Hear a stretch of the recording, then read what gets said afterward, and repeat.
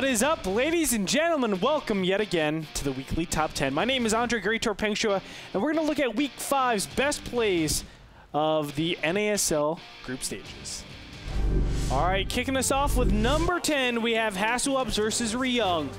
And Ryung has a beautiful position surrounding his opponent, but good storms, constant guardian shields, and great positioning is going to give the number 10 spot to Hasselhoff. That much, but there's still a lot of army here left for both players, but the Colossus, as the story right now is storms and lasers everywhere are melting the Terran army. Another massive stim. As you can see, Ryung supply dropping extremely low.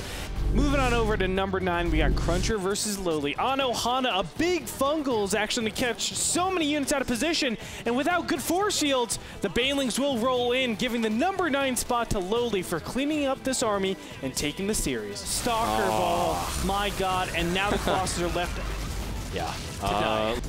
And at number 8, we have Show versus Dark Force. And who doesn't love a beautiful surround? Zerglings, Banelings, and Ultras coming in from all sides. Show has nowhere to go, giving the number 8 spot to Dark Force. And at number 7, we have Vibe versus Rain. The newly acquired Root member is going to make a stand here with Broodlords, Roaches, and Infestors. Some great control will give him the edge in air, and the Thors are the big problem to deal with. But with some fantastic micro, he's going to take it, and also take the number 7 spot this week around. There's 3 left, not every single Viking, but most of the Vikings going down. But the problem is most of the Broodlords also falling, Kev, and that means, oh, Neural Parasite is done, so Vibe does use that Neural. He's able to pick up a couple of kills with these stolen Thors. Really nice play here. All right, over at number 6, we have Targa versus White-Raw, and Targa made an impressive stand with pure Zergling, Baneling, and Fester against a Colossus army, squeezing on by, trying to take out those Colossus, and who said that Zerglings aren't a counter to Colossus? Now, yes, White-Raw cleans up right here, but Targa is not finished yet. He will regroup for the second time around. Banelings and Zerglings exploding on the Colossus, giving the number 6 spot to Targa. Man, and the Colossi are just going to disintegrate. Now all that's left is a couple of Blink Stalkers, but these Zerglings are so strong against these Blink Stalkers. I think Targa's going to go for it with a lot of Zerglings, the Ultras as well. White-Raw, how are you going to position your army? Oh, he needs to micro these Colossi a little bit. Archons also need to be in the fight. Colossus gets caught out in the open. Zealots are all like behind the army, so they're not even engaged right now. The Archon's doing such a good job, though. Those Fungals and all those Zealots helping out so extremely much, but that's of course why you don't want to have Zealots in this phase of the game. Moving on over to number 5, it's Cloud versus Braddock, and Braddock is doing a critical back attack right here, taking out the 1 siege tank. But with the SCVs, he made a great decision, and that actually enabled him to not go into a base race. And with that, siege tanks and Hellions were able to do so much damage against the Marine Marauder. It gave the number 5 spot to Cloud in this week's top 10. Just evaporating like they weren't even there. Oh, beautiful tank positioning by Cloud. You see the back line of all those siege tanks, but still he has to be careful. Marauder is trying to take out the siege tanks, but there are just too many siege tanks. All right, moving on over to number 4, we have TT1 versus Zenio, and this is a collection of TT1's plays that led to Zenio's inevitable defeat. With a nice queen snipe right here, it looks like Zenio was able to have great control, but somehow or another, TT1 was able to get that last shot in there, take out the queen. That wasn't it, though. Over and over, we saw great force yields and good decision-making by TT1. He got the slow advantage with his army and was able to build on that. And slowly but surely, he was able to take the lead and take over Zenio for this very clutch win on Antigua Shipyard. Again, TT1 drops some force fields and fight. That's exactly what he does. Oh, poor Hydra. Defensive force fields is all that TT1 needs. He needs to buy time for those beautiful force fields. That's what he does once more. I'm loving the play out of TT1. This is some really, really high-level play by our Canadian this is as well as I've ever seen him play against Zerg. And Zenio is still really trying to pick a fight, but TT1 just perfect positioning, great force fields. First Colossus is out. Zenio does not, I don't think he's got enough, Kev. No, there are a lot of Hydras. The Colossus not really focusing. The big group is Hydras.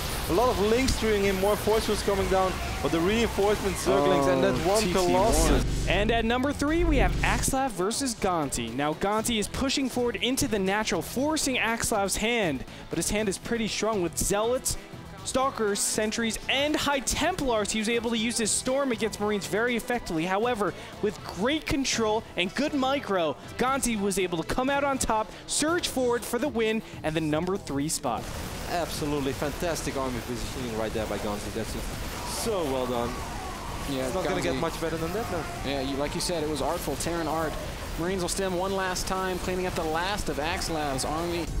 And moving on over to number 2, we have one of the most back-and-forth games you've ever seen before in North American Star League history. Chef versus Pult is going to start off with a beautiful unburrow. The power of initiation is what speaks to my mind in all of these fights. Chef displaying some great control and good decision-making. He's going to take the number 2 spot in this week's top 10. Of energy. Scan goes down. Oh, and here we go. Infested Terrans are going to go down, and as soon as they pop, we're going to see Chef running forward. This is a big engagement, perhaps the final engagement of the game. Roach is engaging. Corruptor's fighting a single Broodlord, adding his damage to the mix, and it is a very close battle. It looks really good for Chef, though. He still has a lot of Roaches alive, or even a lot of... Yeah, I think Chef's going to actually win this fight.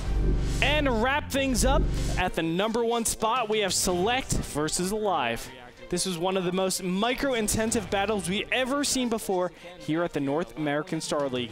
20 straight minutes of these two players going back and forth. We're going to let the action speak for itself with the number 1 spot going to Select. What Alive loses a lot of SCVs. You can see that one Marauder is getting kite back. Good control here from Select, really trying to maximize everything.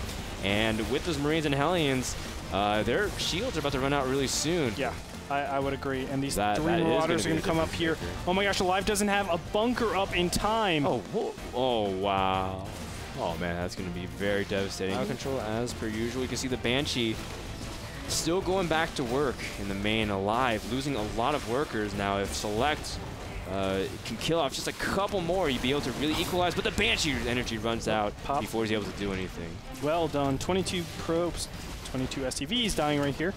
You can see finally Select is taking the lead in the harvester count.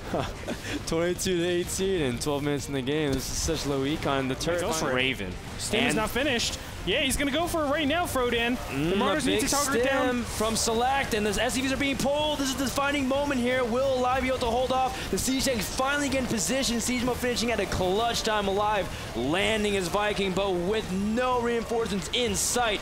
Select looks like he should be able to push into this natural. Alive has only 2 tanks left, and the Select does get one of the Marauders into position. Alive has nothing really able to fold up to the candle of the huge move. Select also has this Banshee working on anything that pops out of production. Will he be able to get out the last tank? If he does, Select will have it. If he gets a tank, he does manage to get it, and there's no more positioning advantage for Alive. Select Stim, takes out one of the Banshees. He moves in. We see Alive pulling almost all of his SCVs. Fnatic Alive trying to hold out for dear life. Select dropping his auto turret. The tanks are working on everything. Alive supply is dropping below half. GG!